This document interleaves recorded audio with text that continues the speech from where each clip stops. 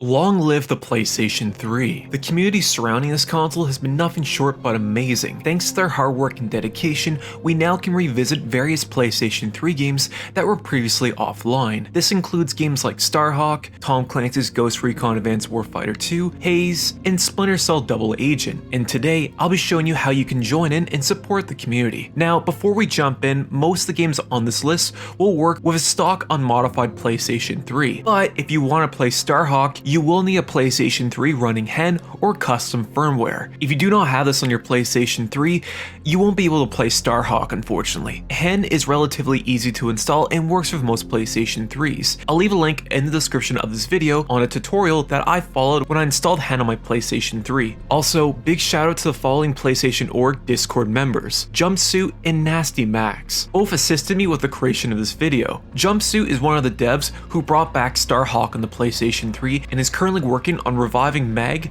back on the PlayStation 3. They have a YouTube channel, so if you want to follow the progress of that game, make sure to check out that channel and show some love. Without wasting any more time, let's get started with StarHawk. In order to play StarHawk on the PlayStation 3 in 2023, you'll need the following: a PlayStation 3 running hen or custom firmware, a PC, and a USB stick. It's important to note that StarHawk only works using the public beta currently. If you have a retail version of this game, that won't work as you'll need the beta version of StarHawk. The beta is free and is easy to install, and I'll be showing you how to get it in this video. I also highly recommend joining the PlayStation Org Discord if you have any questions or issues with connecting. This Discord channel will be also used in this video as I'll be retrieving files from this channel. So the first step is that we want to download the StarHawk public beta. For this tutorial, I'll be using an application called PKGI. If you don't have this application, I'll quickly show you how to install it. Skip to this timeline if you already have it installed on your PlayStation 3. Installing PKGI is quite easy. You just need the PKG file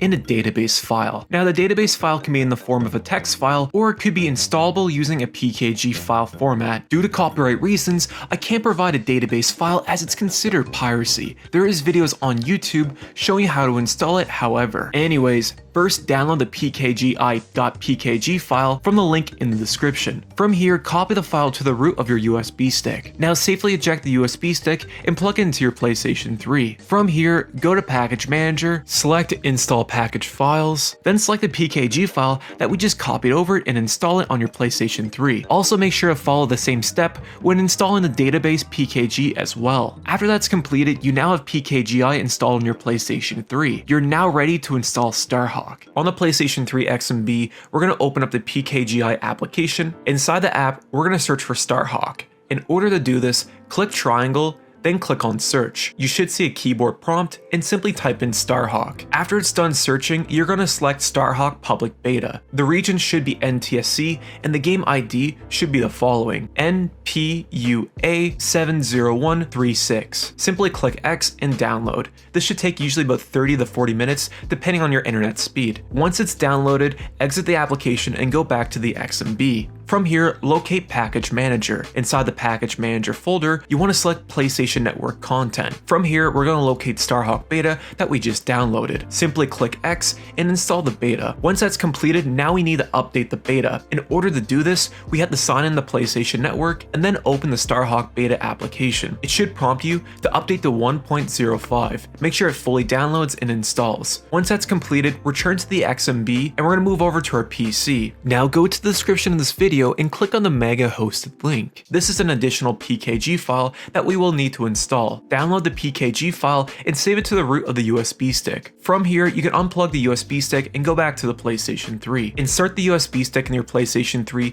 then go back to Package Manager. This time, select on Standard Folder. Then select Install Package Files. Then select the Standard Folder. Then locate the PKG file that we just copied over to the PlayStation 3. Click X and have that installed. Once that's properly installed, we have one final step. We just need to change the PlayStation 3's DNS connection. In order to do this, on the XMB, scroll all the way to the left and locate Network Settings. Now we're going to set up a new network connection. If it gives you an option between easy and custom, we want to select custom. From here, it should ask you if you want to do wireless or wired. Since I'm using Wi-Fi, I'll select wireless in this case. Then it's going to ask you for your SSID, giving you the option to manually add it or scan. For me, I use scan, then I select my router and then enter my password from there. Once that's completed, you want to select auto for IP address. It's going to ask you about DHCP, just select do not set. Then when it gets to the DNS part, you want to select manual. For StarHawk, the primary DNS has to be 517941.185, and the secondary DNS could be either 1111 or 8888. I found the 81 worked best for me,